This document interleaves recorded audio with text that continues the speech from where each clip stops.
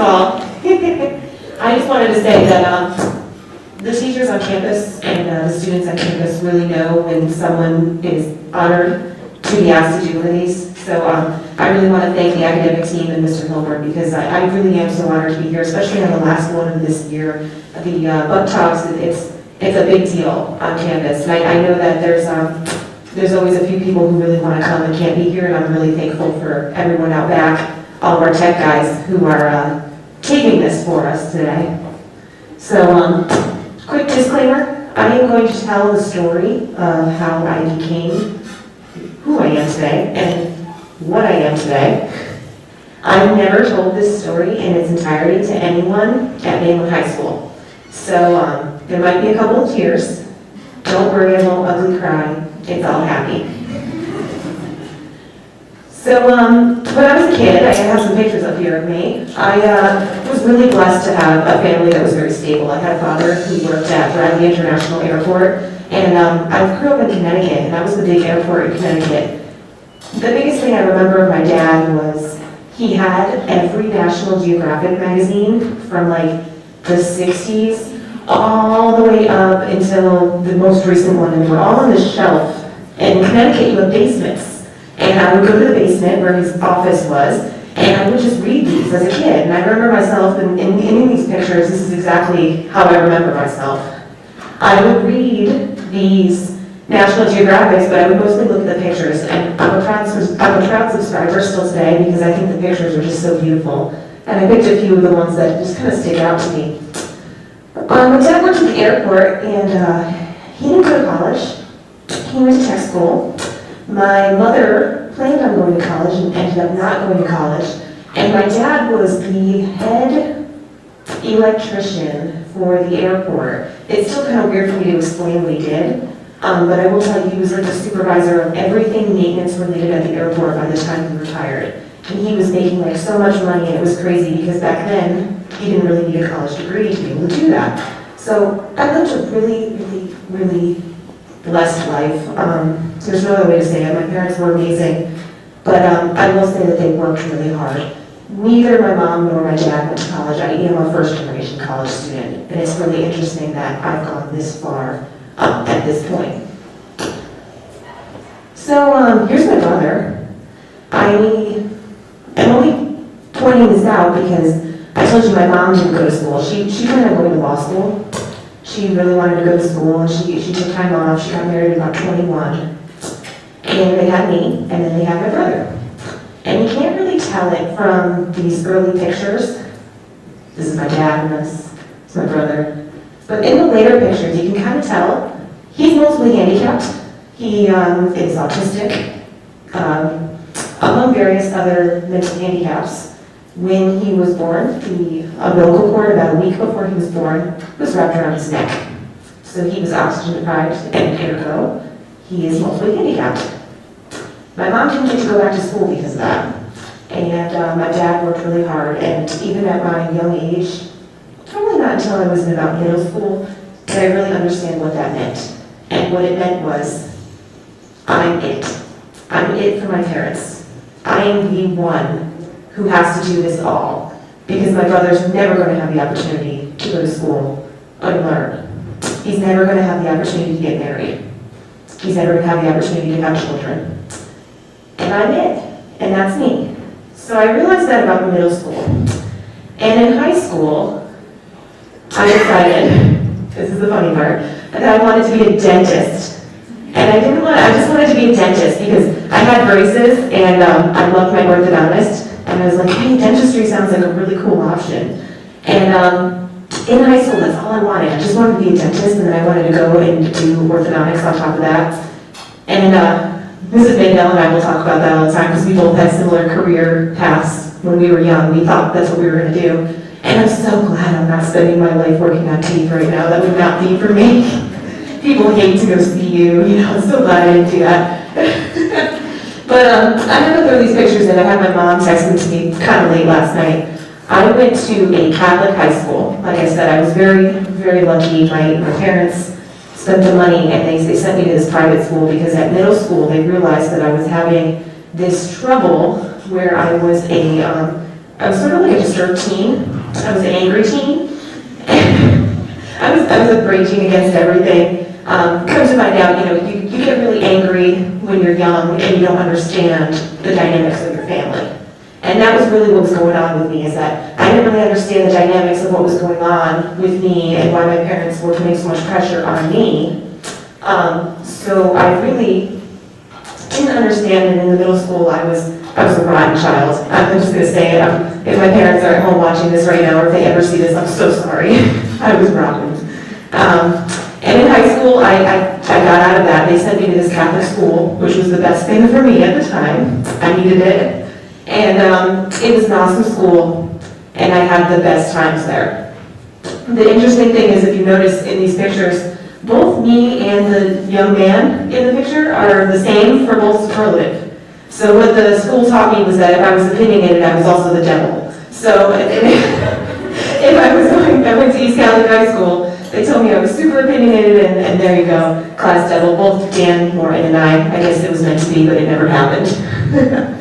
So that's the funny part. That's where I really started to straighten out. Probably my freshman year is where I started to straighten out, and I really focused on my grades, and I really focused on doing that dental school, that pre-dental thing.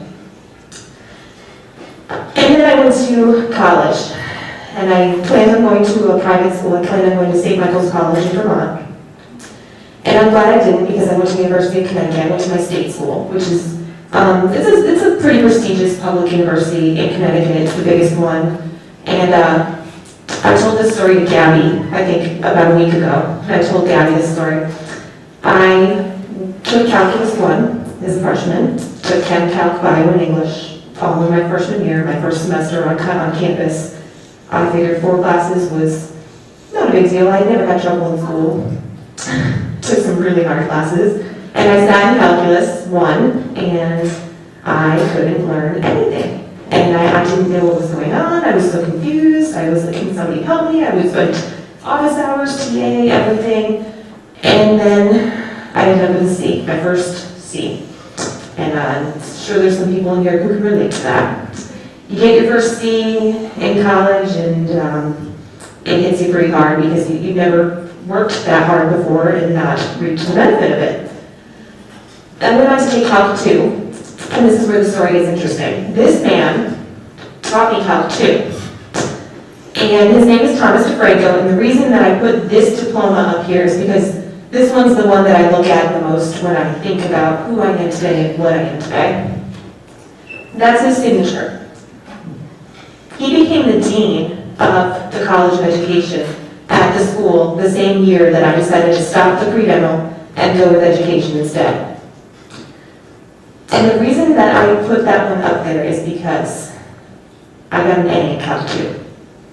And let me tell you, those people who are worth their salt can teach anything, anytime, anywhere. But he was the guy that literally made me sit there and say, holy cow, that's what I want to do.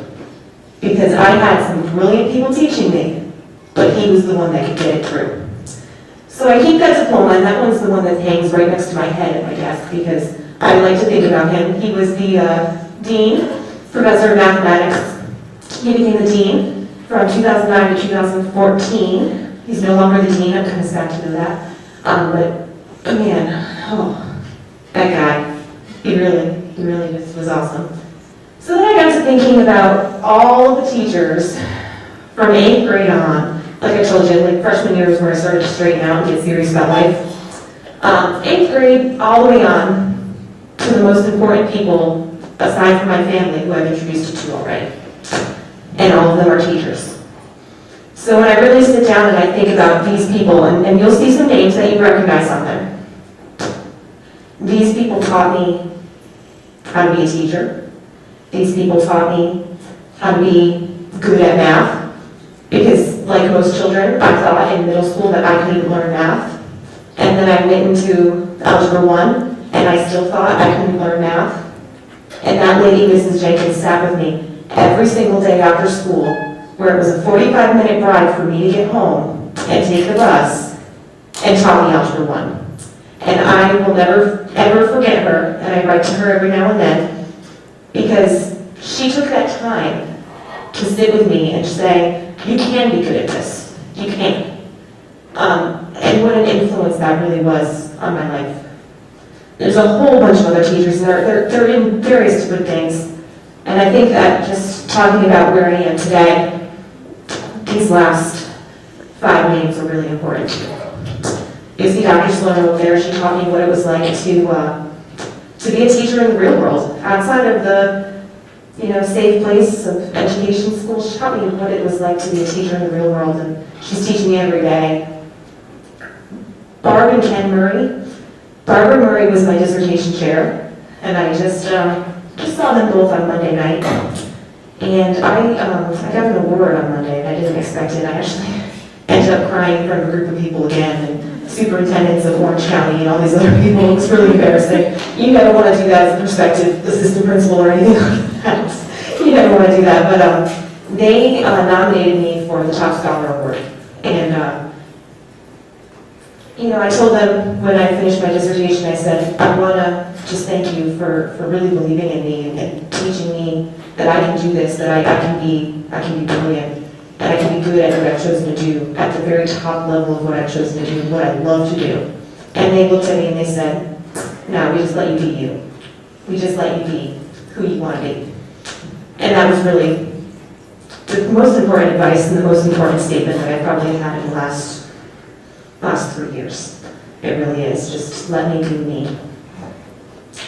So, 6 years later, I have thrown Mrs. Mandel here. I just want to say what it's like being a teacher in Florida and having come from Connecticut. I get to go to Busch Gardens at night and sleep over in the Tiger Den, and that was amazing. And I have so many good memories of the people that I work with. I put a picture of my dog up there because, why not? My sweet fiance who's seeing me come home from school crying because I just couldn't do something right, or I just couldn't get through to a certain kid, and he's just such a good man. Nothing more to say about him other than he's brilliant. But I put a picture of Mandel up there with me, and she was my neighbor my first year teaching, and I'm so glad she was. And now, 6 years in, which really isn't anything, 6 years in, I can just say the people that I work with, each and every one, especially those science teachers who I work with every day, those people are those real people that are just the finest people I know. They truly are. And all through my life with those teachers that I've known and those teachers that I've loved, these guys take the cake. They're pretty awesome. So all of you students out here, your science teachers, they're amazing. They really are. And they're good people. And the last thing I just want to end with is my final word. I keep a couple of things on my desk. And I keep 2 things, and this kind of wraps up everything of where I've been and what I've done. And I got this degree, and it's awesome that I did, but I did this because I didn't really want a title. I did it because I really love to learn. I love going to school. I don't know what I'm going to do with myself next year when I'm not going to school anymore. I'm going to have to buy some more National Geographic magazines or something. But there's 2 things that I keep on my desk, and anybody who's been in the little back corner of my office would know that now. So I have 2 things, and one says, so just remember folks, we're not just saving lives, we're saving souls, and we're having fun. And that always reminds me is that even when we're having a rough day, teachers, you can see it on our face sometimes when you walk into school, kids, you know when we've had a bad day. But really, this is the most fun job. I couldn't imagine doing anything else. And like I said, I'm sure glad I'm not looking into people's rotten teeth every day. I know that my teeth, I take good care of them, and I still can't get them quite perfect, but I'm so glad that I chose this. And the last one really kind of sums it up, is I keep a little quote from the Velveteen Rabbit. And the reason I do that is I really like the last 3 lines or so, 4 lines or so, and it says, the rabbit is basically answering questions, and they're talking about being real, being somebody who's real. And does it hurt to be a real person? And it does. And the last thing says, he's asking the skin horse, does it hurt? And, when you become real? And he says, well, real can't be ugly except for those who don't understand. And I think about that all the time because in my role as I currently sit, it's hard to manage that life of I'm Tara Butler, leadership team at Mainland High School, now doctor, and Tara Butler at home, who I am, and I just showed you. And it's really interesting to have that integrity of those two people together. But it really just brings it forward, and it really makes me think about what my professors have told me, and I just want to have that last word for you all, whatever you decide to do. Whether it's to be a dentist, I'm sure they're lovely people. Whether it's to be a teacher, whether it's to be in applied mathematics, whether it's to be an engineer, biomedical engineer, always remember who you really are. Real hurts sometimes, and it hurt a lot when I told my parents that I wanted to be a teacher instead of a dentist. They probably almost killed me. Why would you do that? But it did hurt a little bit, but like my Dr. Murray said, I just let you be you. So that's what I want for all of you. Just you, be you.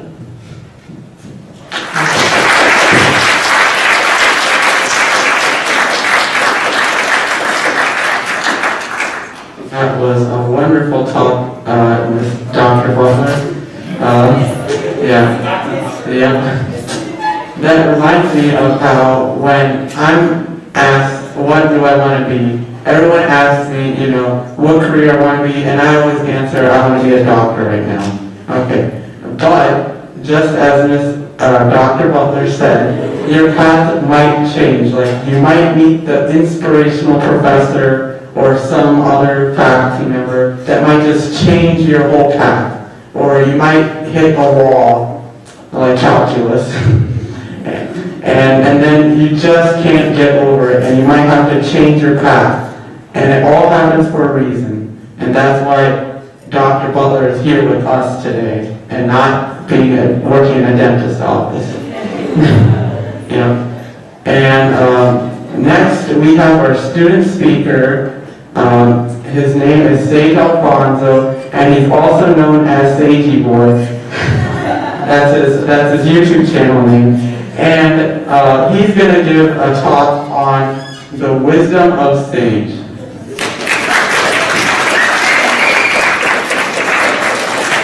Thank you. All right. Well, first, I'm just going to show you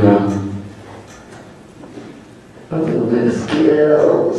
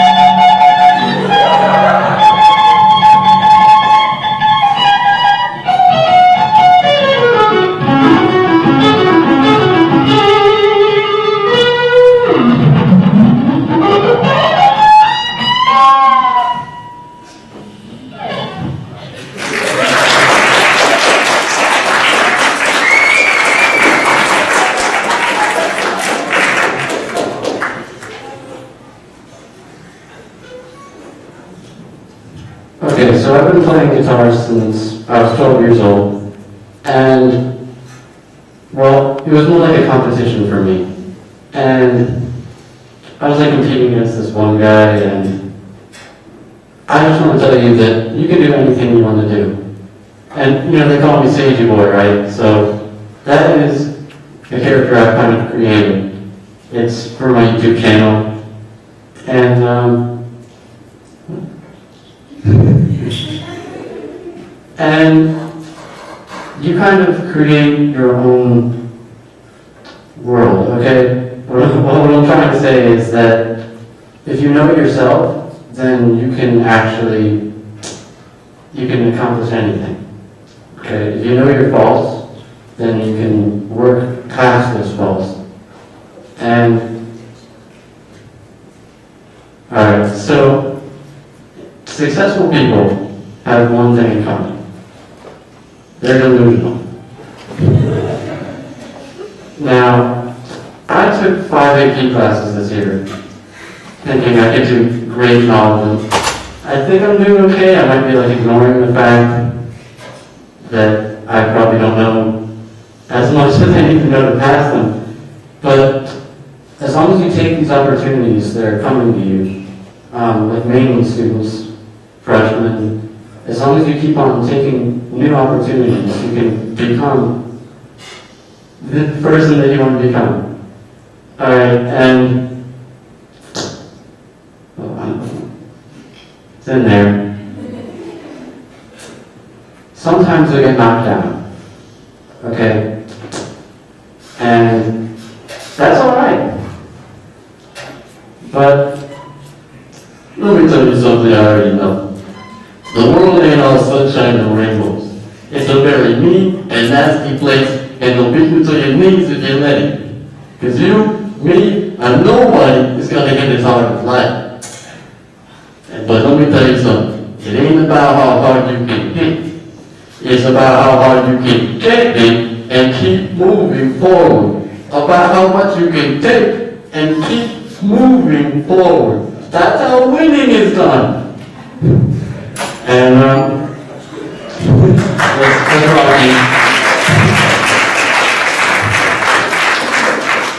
So, the thing about becoming a better person, if you can look inward or at a smaller picture, basically, here's an analogy. When you're building something, you're building it one piece at a time, and you're trying to place everything perfectly. Now, if you take each day and you build something perfectly, you build who you're becoming perfectly. And you set it in place. You're building an entire creation of who you are. And, well, yeah. Let's say you're laying down a brick, right? And the next day you lay down another brick. You got a whole wall after like a year. And it's a pretty like, sturdy wall, and you can climb it. You can do things now. Now,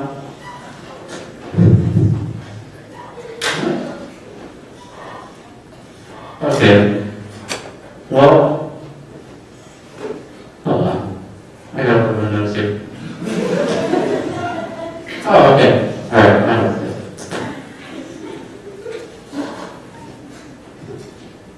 I was thinking about, if I want to make this book talk funny, or if I want to make it serious, but I'm deciding that kind of thing like every single day, like every waking moment, I'm deciding whether I want to be serious or funny. And I was thinking, what could people take away from this book talk? I mean, you're all coming here to get something out of it. Maybe the food. It's great food. But I wanted you to be able to leave away with something, and I wanted you to understand how that's possible. In order to do that, well, you have to be able to analyze what I'm saying, I guess, or any of the speakers today, and be able to relate it to your own life. And if you can do that with anything, then you can learn more about yourself than you thought. And there's really a lot of things that I can relate my life to, like even AP Physics, the class. I realized that the way that it was structured, the way that Mr. Hilburn structured it, I don't know if you guys know. Well, so he structured it in a way that we would conceptually learn everything, and then we wouldn't really we would show an example of how a problem works, but we would not get caught up in the mathematical equations. We would just continue on until the end of the year when we kind of do a bit more review. But I realized that my life is a little bit like that, and you probably all can realize that we're, okay, I'm gonna lose it. I don't know where that's going. Hey, but I got more.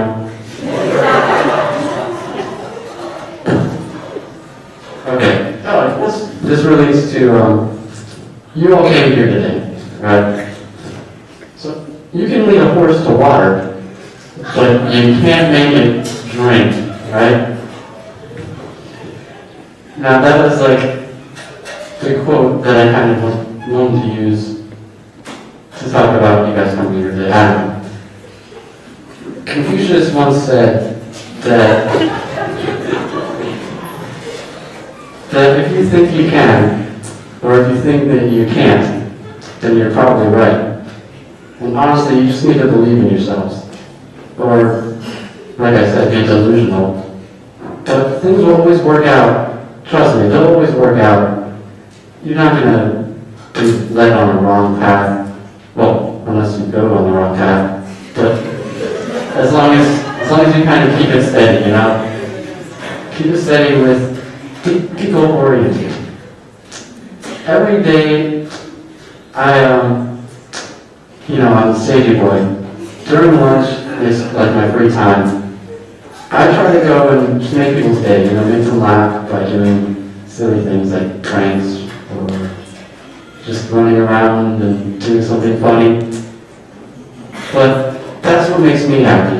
And as long as you guys are doing what makes you happy, then that's good. That makes you happy. That's what you need. I don't know what else to say about that. But as long as you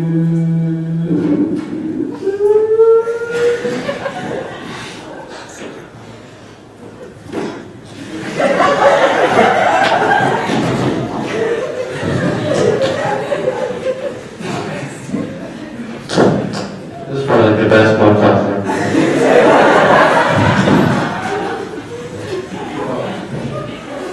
Okay.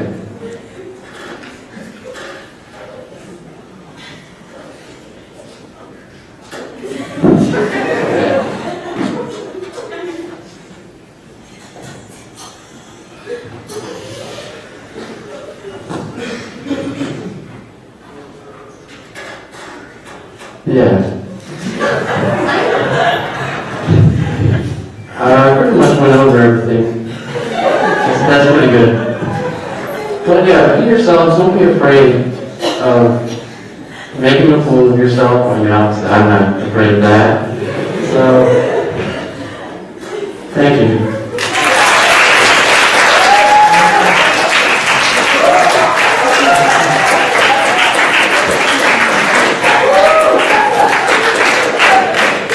Thank you, Dave, so much for your nice and entertaining talk. That's the most entertaining talk ever. Most laughs ever. Compliment. And it's always important to be yourself no matter what you do. Always, do what you want to do. And don't be afraid to go out of your comfort zone and do something that you might have never, ever tried. For example, last year, or this year, I've gone to homecoming and prom. And then everybody expects me to be like reading a book on the side or something. Or just sitting on the chair, not dancing, just listening to music. Yeah. But then, I get up and I, go up and actually walk to the dance floor like this, and then, you slowly just start moving, and then you start going out crazy, dabbing, all sorts of stuff. Okay. And then everybody's like so surprised. They're like, what? We're all just dancing? They're always just so surprised. But I really love to dance, so it's important to be yourself. Always.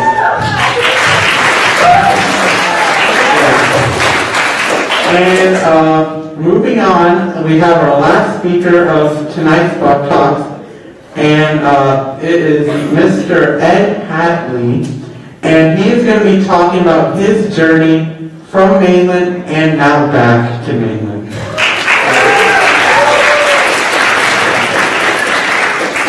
Well, good evening, everyone, and let me say how honored I am that you allowed me to come and speak to you here. Mainland there and back again. I actually graduated from Mainland back in 1976. I grew up here locally, and as I was sitting there, I was thinking, 41 years ago, I was you. And it's just gone by like that. I heard that all the time growing up, that you're going to blink and it's going to be behind you, although I still have plenty of things ahead of me. But it is really interesting because you don't really notice the years going by. As I said, I grew up here locally. I didn't really have an idea of what I was going to do growing up. Like most kids, I just was kind of going through the motions. And I always thought I was going to go into something like wildlife conservation, forestry, something like that. However, I ended up, the next one, I ended up going into the military. And so, back when I went in, computers were still the size of, rooms. And the first computers I worked on actually ran with tubes. So I've been in IT for 38 years, and it's been a fun ride. I've seen it go from tubes to solid states, TPL, to PCs, laptops, to now where your cell phone has more power than anything on the planet when I started off. So it's really been a fun ride. I've had an opportunity to do a lot of things, go a lot of places. Next one, please. I started off, now you got to remember, this was back when we were in a Cold War, and our enemies were very defined. It was communism. Okay, that was, we knew who the enemy was, and we were going to do our best to stop it. So where I first was, I was up in Michigan, and we were looking for intercontinental ballistic missiles that were going to be coming over part of the Air Defense Command. Once I stopped doing that, they sent me to Germany, and I ended up doing 2 years on the mountaintop, not very far from the East German border. We were the ground-based unit for the AWACS aircraft, and we were keeping an eye on the Soviet threat. And more than one occasion, we had Russian MiGs fly right over the top of us. So it was, needless to say, it was very interesting. However, nowhere near wildlife conservation or forestry, right? Life does that.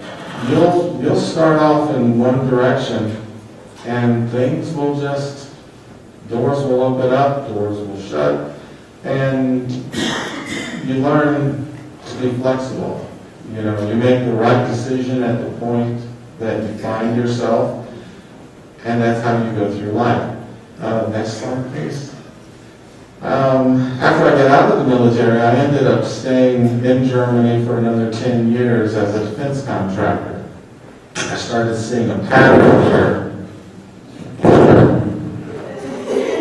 I started seeing a pattern that I really believed in serving my country. Started off in the military, but then staying on and being in defense, as a defense contractor, serving the military. Next, please. These are just some of the places where I worked. I was at Rhine Air Base. I took care of the base's computer systems. Next, please. Then I was in Hohenfels, that was down in Bavaria. beautiful area, and was working with a corporation, now part of Lockheed Martin, and we were training the troops. And actually, I had the opportunity, just before the first Persian Gulf War, they sent me down to Vincenza, Italy, near Venice, that area. And I had the opportunity to train troops as they were heading over to Kuwait back then. So that was, that was an experience. Next, please. Then from there I went to Cook Barracks, which is near Stuttgart, and still the same thing. Next one, please. And I ended up my time in Germany up near Bremerhaven at the Big Red One. So anyway, that was my career. Oh, I would never be doing that. So that was my career in Germany, in the military environment. Okay. Next.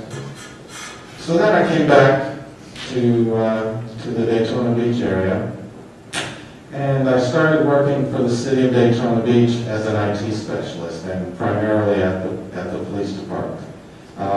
So again, I found myself serving the public, if you will, and like I said, you start off in one direction, and then you find something that works, and it makes you feel fulfilled, and you like it, and you end up gravitating toward those types of things. From the city of Daytona, I was recruited, next slide please, to be the IT director for the state attorney's office for all of the 7th Judicial Circuit, which was everything in Volusia, Butler, St. Johns, and Putnam County. So I was over all of the IT functions for them here. I did that for 10.5 years.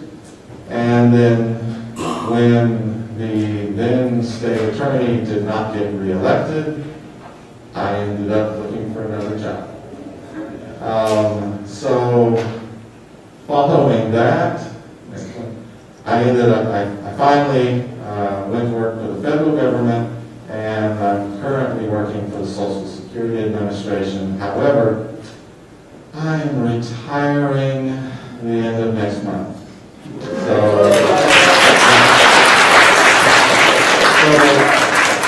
like I said, you go to school, you have an idea of what you want to do, you step out, you graduate, you step out into the world, and life presents you with possibilities, opportunities, and you just go, you make the best choice and you go with it. If it turns out to be something that is not a good fit for you, you go in a different direction. But when you find something that makes you feel good and you feel like your life has meaning doing this, you'll end up, if you're lucky, you'll end up pursuing that.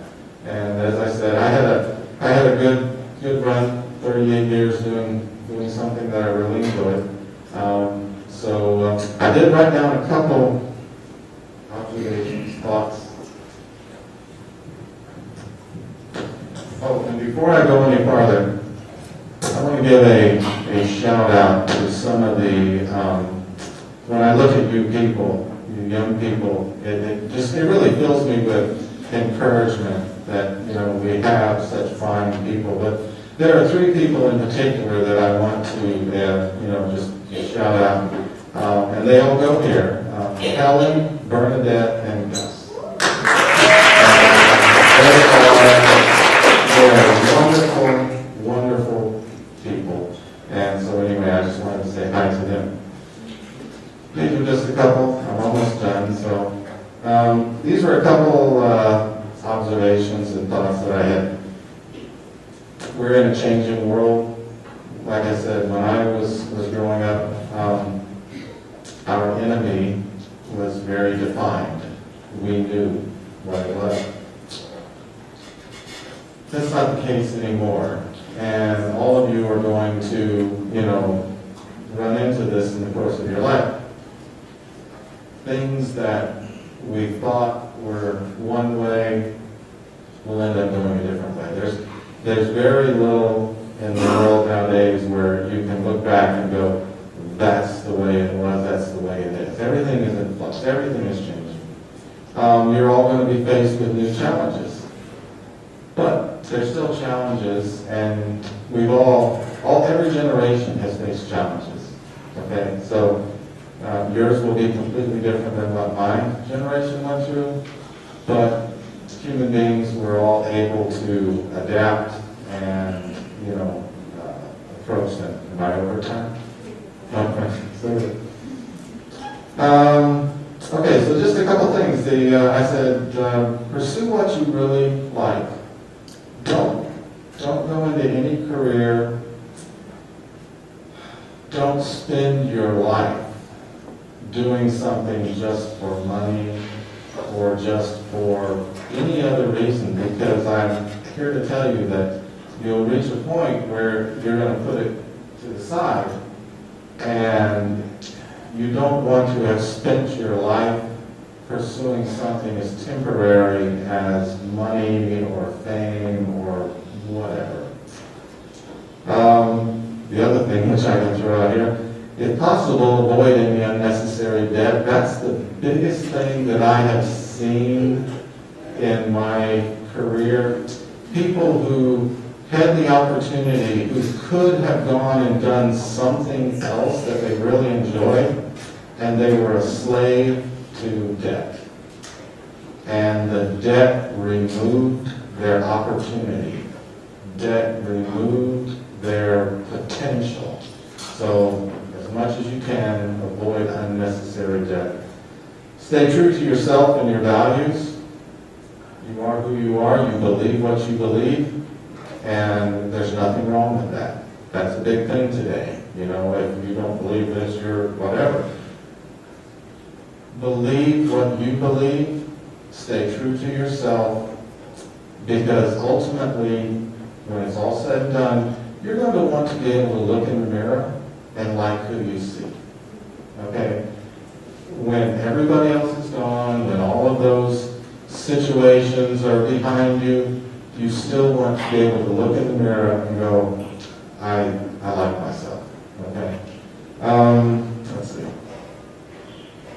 Basically, that's it, folks. And as I started off, Mainland, there and back again, and as I said, 41 years ago, I was one of you. And this is the path that my life took. And I can honestly say I've had a good time, and I like what I see in the mirror. So thank you very much.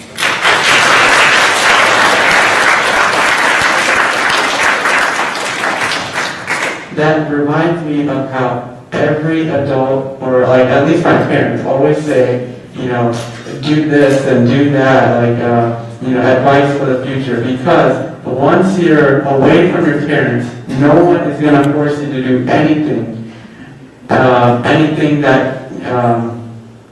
that you should do. It's all up to you, and there's always going to be outside influences trying to sway you, like peer pressure or other friends as well.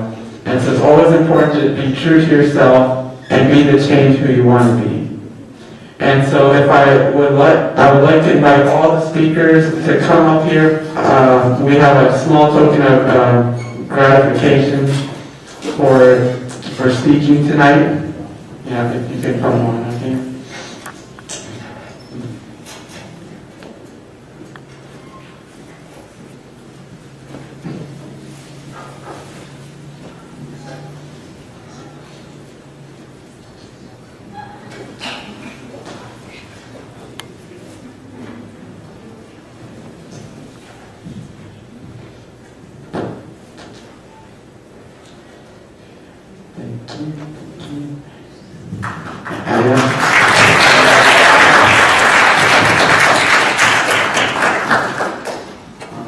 Thank you all for coming out to tonight's Bug Talk. Again, it has been an honor to be your host for this last Bug Talk for this year.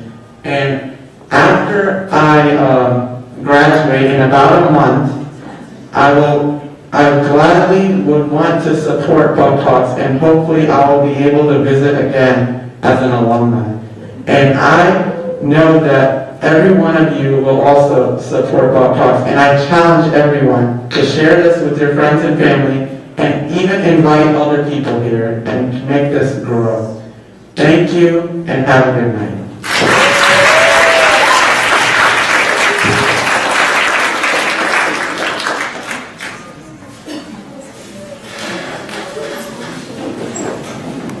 Lots of food.